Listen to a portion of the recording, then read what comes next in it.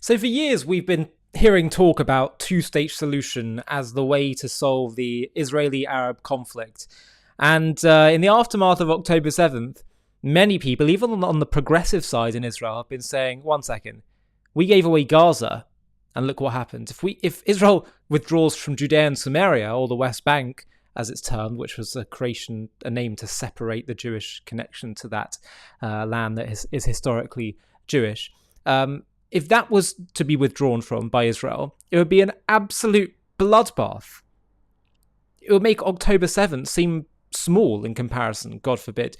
But have a watch of this clip that I've dug up. This is from Netanyahu back in 1988 on Face the Nation, where he was asked about this. He was asked about Israel withdrawing from Judea and Samaria, and he clearly understood, even back then, why it would be such a security disaster. Why is, though, having this state of almost civil war any better than having a Palestinian entity on your border where they're involved with sort of organizing their own community?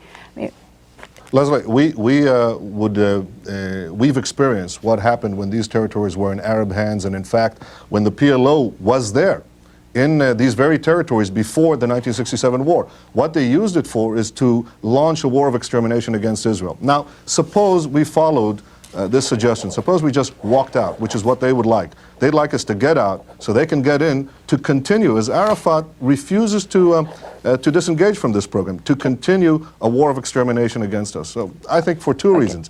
The fact that they're terrorists and the fact that they seek our destruction, I don't think they're a partner to negotiation. Okay, Mr. Arafat says he would go along with a UN peacekeeping force between a Palestinian entity and Israel. Is that acceptable? Well, you know, we had one.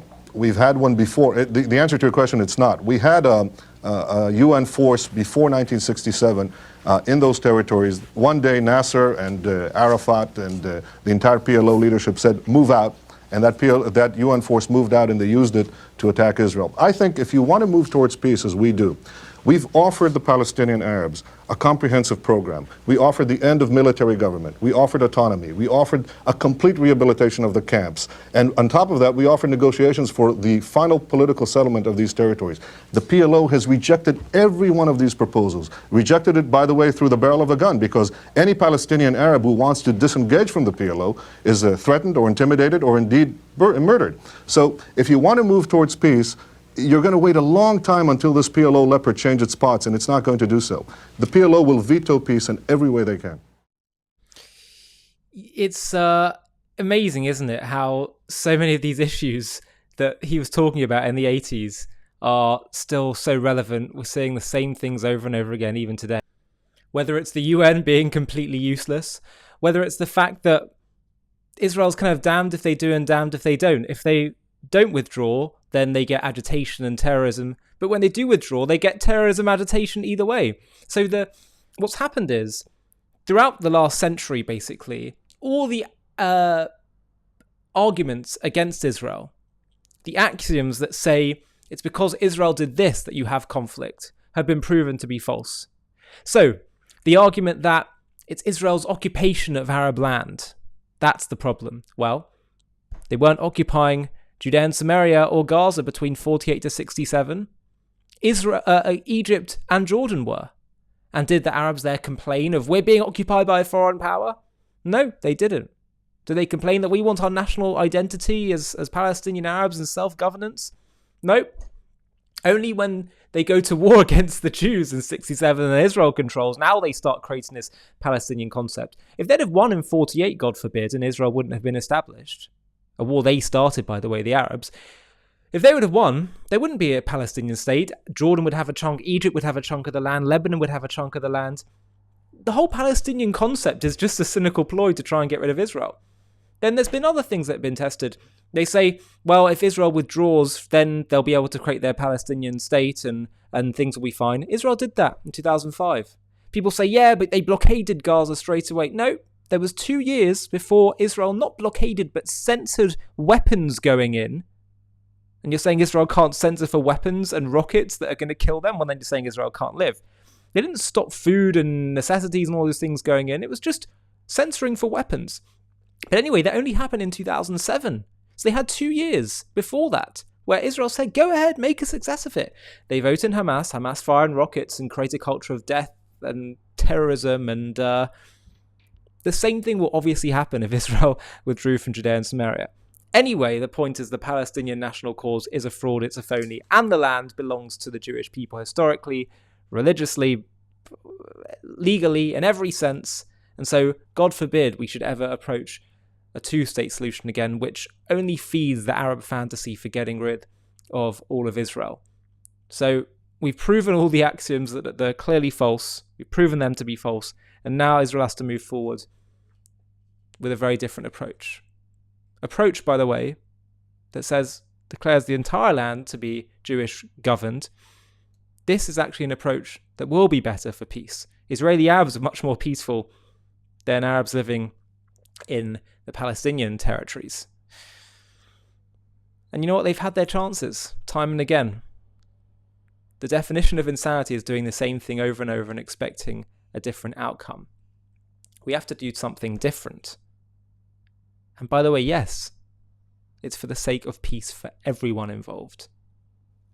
If you've made it so far in this video, I have a request for you. JTV has been having a really big impact in spreading the truth about Israel and creating positive associations with the Jewish people, Judaism, and Israel. We've really grown a lot, particularly in the last year, and we're having a really significant impact, both for Jews and non-Jews. But I really want to take JTV to the next level so we can start to compete with the other big online media beasts that are often peddling anti-Israel content.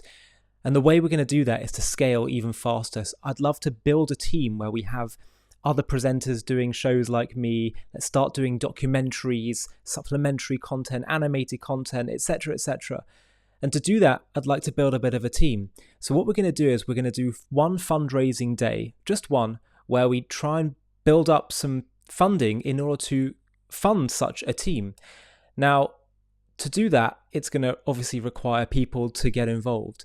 And I'm wondering if you would consider, if you're watching JTV content and appreciate what we do and want to help partner with us in taking this to the next level and spreading the truth farther and wider than ever before, I wonder if you'd consider partnering with us simply by running a mini page on the fundraiser that we do, where you just reach out to your contacts on that day that we choose to fundraise and see if they'll all chip in.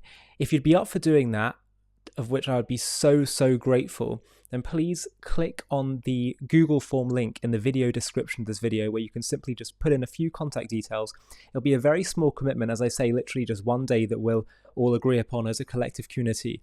But the impact is going to be so big. There's such strength in numbers. If we all pull together and do this, we can take this to the next level. And as I say, all of us can partner together in bringing and spreading the truth to the whole world. So please do consider clicking on that link, filling in the form, and I'll be in touch very soon to talk about the next steps. Small commitment, but a big impact. Hi, thank you so much for watching. To watch another one, click here. To stay up to date with all our content, click here to subscribe. And if you're able to, you can help support JTV to grow and grow by clicking join below this video, where you can become a member and get perks including early access to videos and private live discussions with me. But most of all, you'll be partnering with us on our mission to change the world.